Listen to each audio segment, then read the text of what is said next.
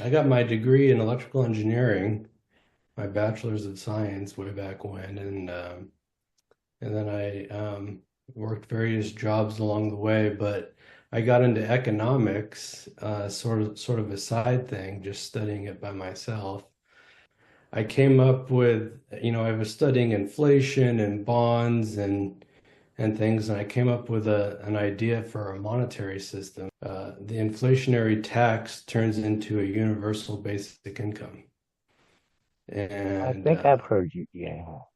yeah, and so that's generally what I'm trying to build that into a web app and then use that so people can democratically organize themselves in small communities, have an initiative and people could vote for that leader with basically providing an income to him, and then he can turn around and organize people under him by providing them with incomes, and it creates a little hierarchy on the web app, and it keeps track of every ballot. I call this currency the ballot, and it divides it up into little pieces and flows as money between people, and you never lose one in the entire system. So if someone says they want to give up money, it divides up and goes out equally to everybody else and is never lost. Yeah, I came up with the idea because everybody gets a ballot every term, and in a democracy, and it's one vote per person, right?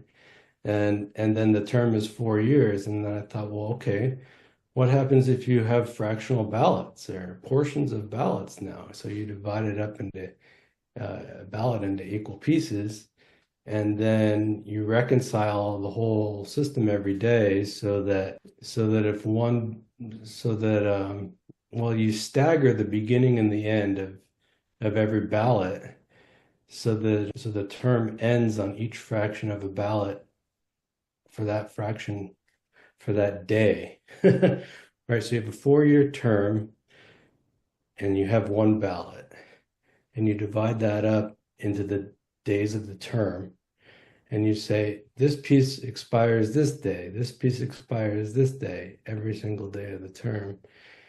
And it creates an income as it's repaid to the person who spent it. Universal basic. Okay. Explain that it creates an income. Well, if say you have a piece of your ballot and or say I have a piece of my ballot, I lend half of it to you, TC, for that 4 year term.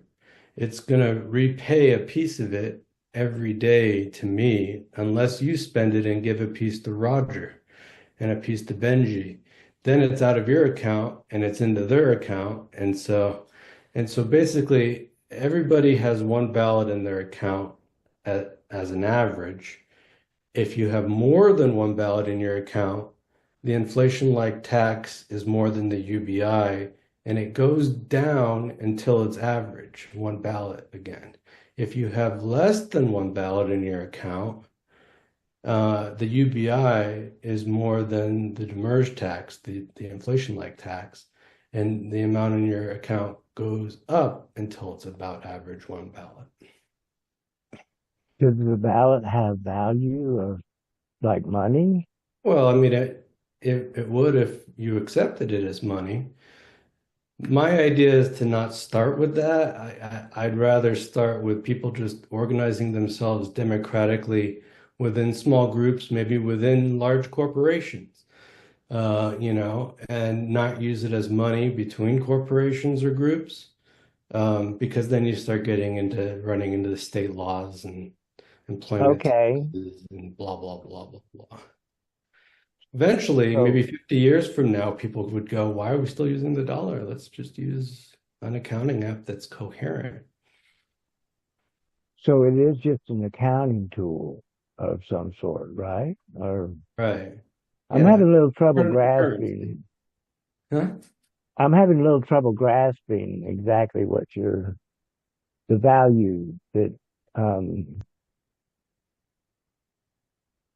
we all Well, have an equal value to yeah, start with, we right? all start with an equal value, but then after trading starts occurring, There's basically so in the app you can subscribe on an ongoing basis. So TCI would subscribe to you with so much of a portion of a ballot every day. And then that would flow to you every day. It would be like a monthly check of dollars, right? But it would be a daily rate of ballot flow. And I could spend a little bit of my ballot. So if my ballot is this, I could keep spending it down, and it would be flowing to you, TC.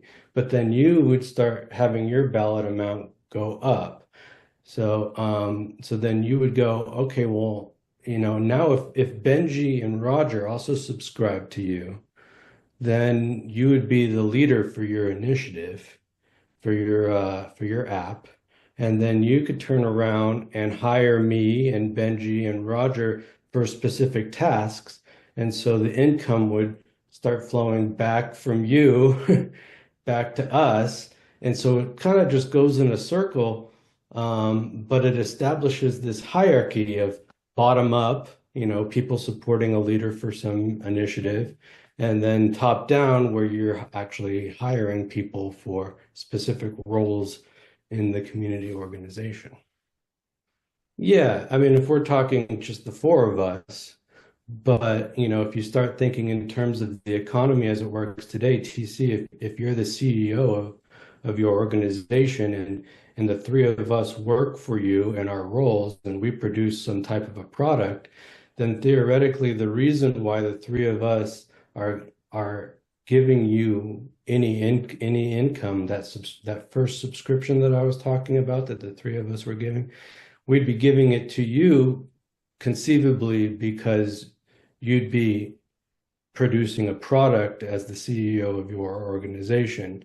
I would maybe do software, Benji would do hardware, Roger would do marketing, and right, and then it just grows from there. You could turn it into a whole consumer economy.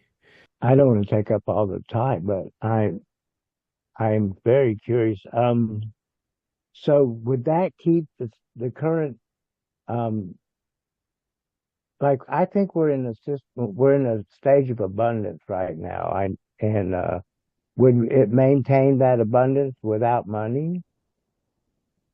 I don't know. I mean, all these AI companies and robotic companies today are owned by somebody, and they're going to want to get paid.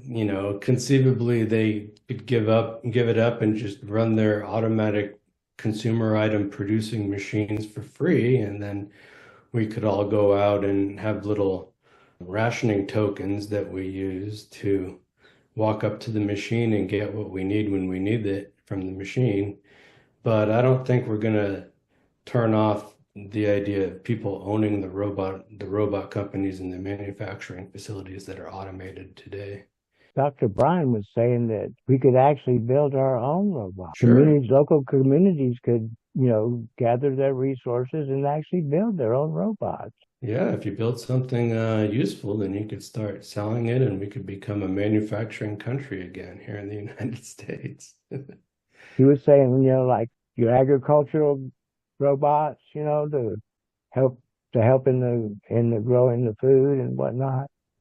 Anyway, I feel like the future is just wide open, and people like you are just making ways for it to happen. Appreciate you for coming tonight and talking to me. Oh, Thank you you. for being here, TC. Mike, do you have something online? Do you have a website or some kind of place where you have a presentation of your ideas? Yeah, I have something up at elasticrepublic.com. Oh, okay. Up there right now is a generalized description of it, and then I also have some legislation written for the federal level. It's called the Ballot Standard Monetary Act, and basically it just suggests that we use ballots as a standard of money, and then build in the democratic reprovision of ballots while allowing the ballots to be fractionalized and used as money. And so that's built into that legislation. And I also have the mathematics figured out and the very basic code put together. I have a whole list of things to do to make that app actually functional and useful as a pilot stage. So it's not there yet, but the mathematics I have done. I've written it down in code. I haven't written it down on the website. Um, Yeah, but you've done a lot of work. I'm looking at your website now. There's a lot there. yeah, there's some there's some mathematics already on the website. And so I'm able to divide up the ballots into fractionalized pieces. And there's I don't have the exact number in front of me because I haven't been working on it recently, but there's maybe a million or a billion pieces of one ballot, and then depending on how many people there are in this economy, there's one ballot per person. So the entire stock of money is known at all times.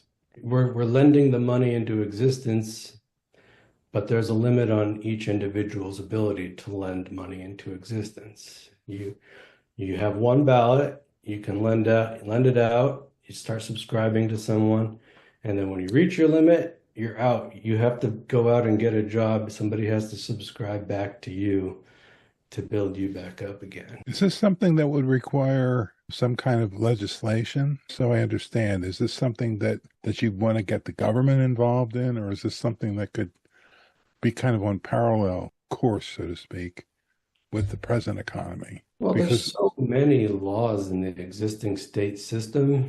I mean, there's 50 states, and then you have the major monetary stuff at the federal level. So you have all the employment laws, and you have the taxation laws, and everything. Really, I envision Elastic Republic starting as just an app, like a social media app.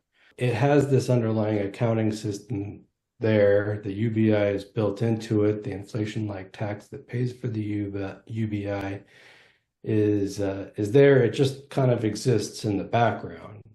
And I envision it then being used to start coordinating small grassroots political groups of people, organizations that are striving for democracy within and want to be able to hear the initiatives of their people could use it, and so it could just be a good tool that puts together a hierarchy, a transparent view of money flow in this alternative currency that just is a nice way for people to organize, see the organization of their organizations, their organizational hierarchies. Yeah, so I envision it just starting from there, and nobody really using it for any trade that runs afoul of any laws, because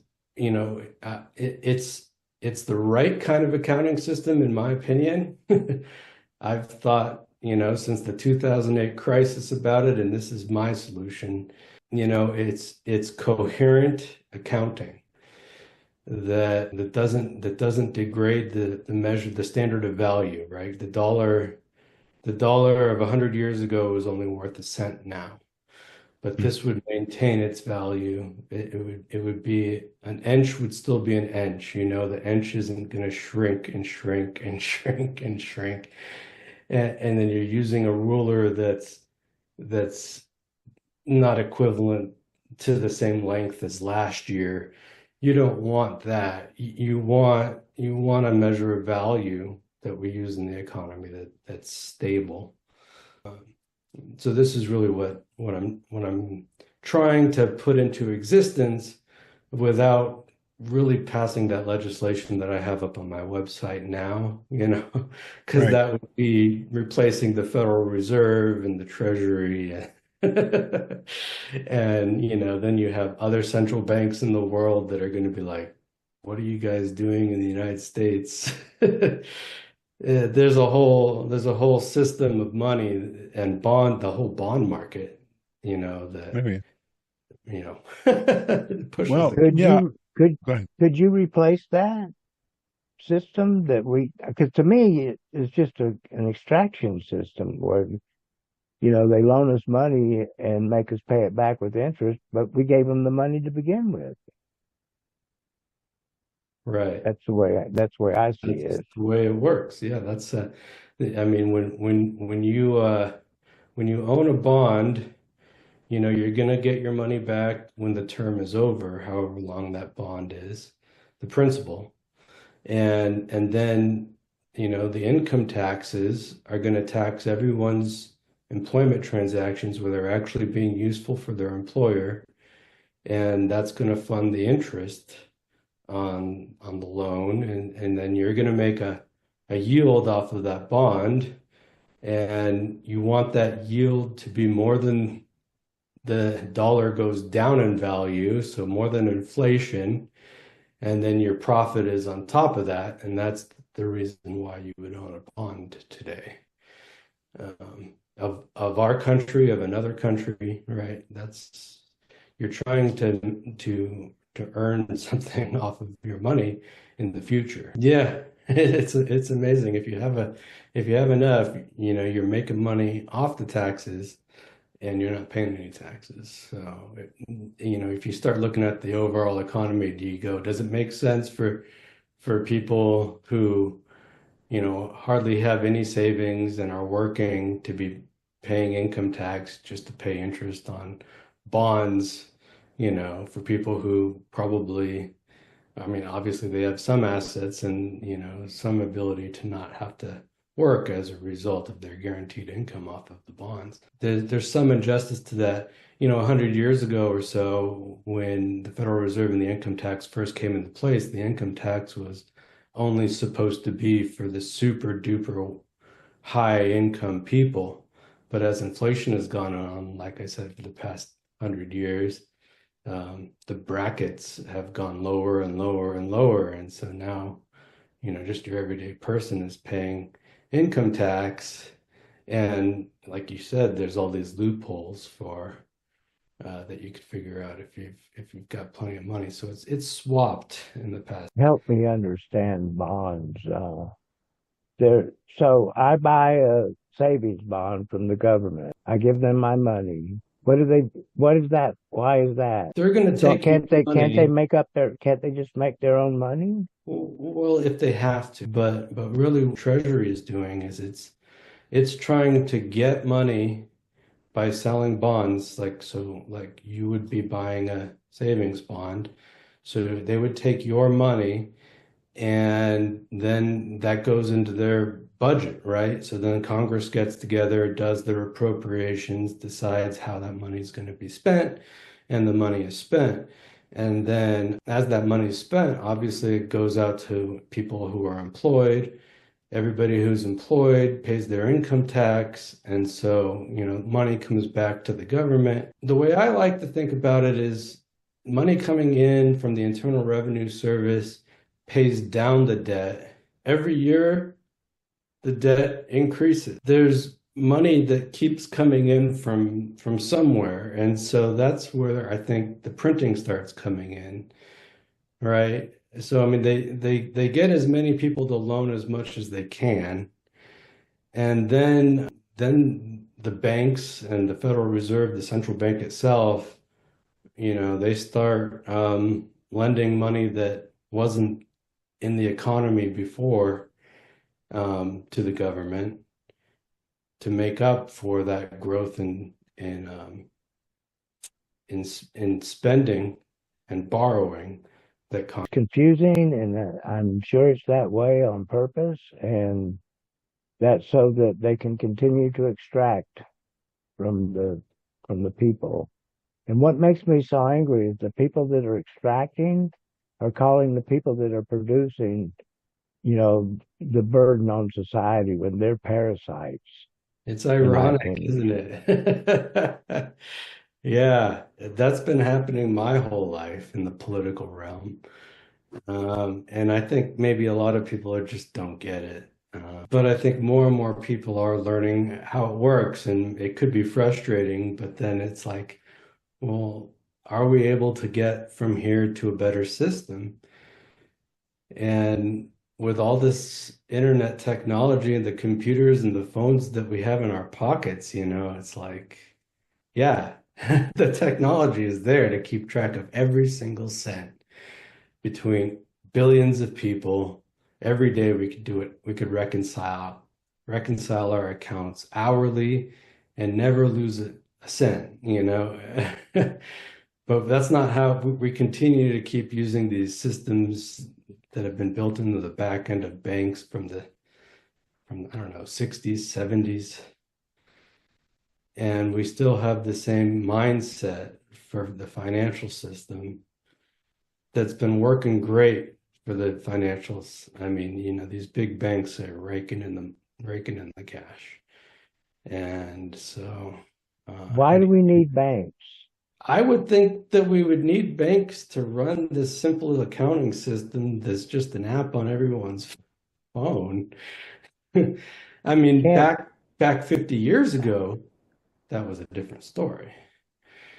And you know, Bitcoin came out with its cryptocurrency technology where it takes every 10 minutes of the ledger and it encrypts it, and then it goes on and hashes that, and then takes the next 10 minutes of transactions based on the previous hash, adds the next transactions, encrypts that, and it keeps getting this hash that gets bigger and bigger and bigger that has to be encrypted every 10 minutes.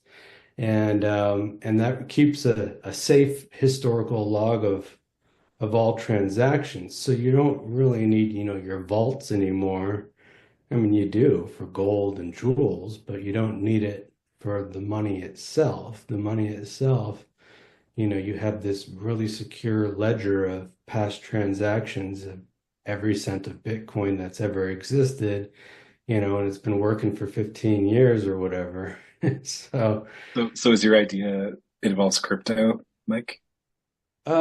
yeah, I haven't added that to my app yet, you know, but my idea is to definitely, um, you know, secure that ledger so that people can't go back in time, right? And be like, oh no, you know, 20 minutes ago or or 2 years ago, we had this huge transaction. Don't you remember?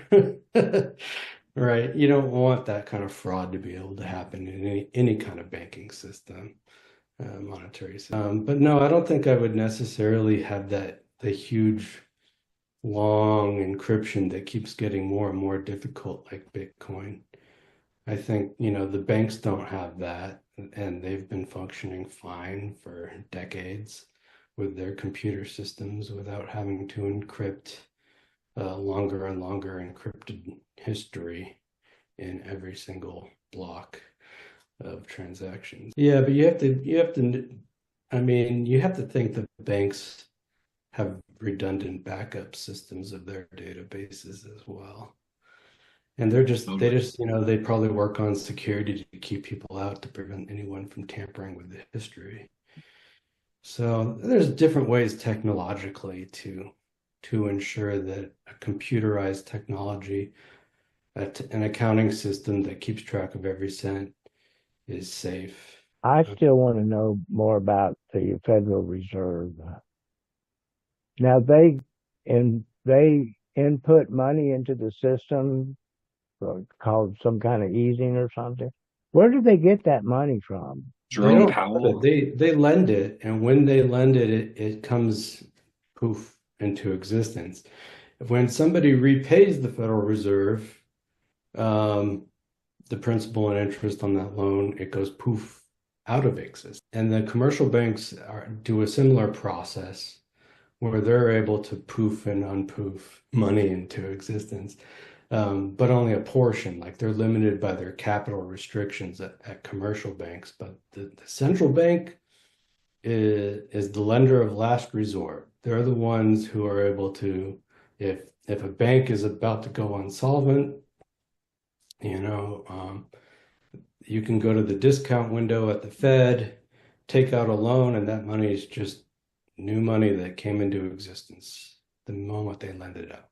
So if I look at the fruit of the tree, the fruit of the tree that it bears, the banks have the biggest buildings and they're overshadowing barrios of people living in Hubble. They have created a system that works for them and against everyone else.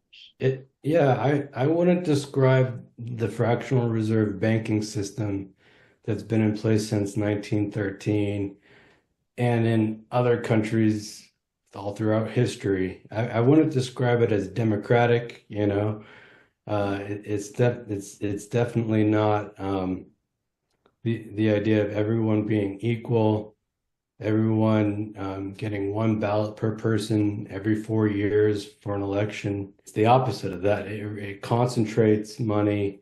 Well, I mean, if you already have money and assets, then you make money off of your assets. But it's designed like for what happened in 2008. If something goes wrong with the people who are super rich already, it bails them out, you know. It doesn't bail everybody out.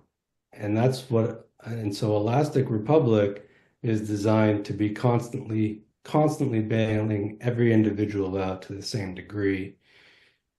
And why do investors pay half the tax that workers pay? The capital gains tax is 15%, right? And what the Held it workers longer pay than a are more year. like, If it's a short-term investment, then it's just counted as regular income, right? But these are IRS rules. And then if you're a philanthropy, if you turn your assets into a philanthropy, then as long as you give out like 3 or 4% a year for good causes, then you never have to pay any tax. There's all kinds of and rules on the books. right. And so they continue on, and meanwhile, the rest of the world goes hungry. Yeah, I mean, you got plenty of Whoopee. people who, like truck drivers, and they're about to automate trucks away, and and they're relying on their income, uh, and they don't have much in savings. I was talking to a guy on Clubhouse just the other day who was in this exact situation. He's trying to invest in stocks, wants to know what in stocks to invest in for his son, right? Because maybe his son will be able to benefit from it in the future. But yeah, with these robotics and automation of jobs and everything that we have today, we are running out of ways to we're running out of work community, really, right? I mean, the ability to hire somebody to do a job for you and then have a community from that, I think we really need to work on that aspect of society too. And so, Well, I got to own thank that you. I have a little bit of an emotional charge right now about when we talk about money, I get angry because it's to me it's a way to some people can take advantage of others. In my confusion, I turn that into anger. But I'm glad you're here and you stirred the pot. And I'll have a recording and I'll study it and I'll figure out what you're doing because I think you're onto something. I'm glad it's on recording. Yeah, hopefully people are interested in it. And yeah, if there would be a way to, I don't know if you'd call it a union or a company or just an association of people with similar skills. We don't really have that app. I mean, we have like LinkedIn and some of these job apps. But if there would be an app that kind of worked on people's skills and took what they had and shared job positions between them in order to build up skills and take up leisure time, but then still be able to give people a position in a few hours when they do need an income. I think that would be a really valuable app, and I would like to build that as a added on function on top of Elastic Republic's main accounting app. Something that actually is able to take account of people's skills and knowledge and education and time off, but then also give people jobs and income when they need it.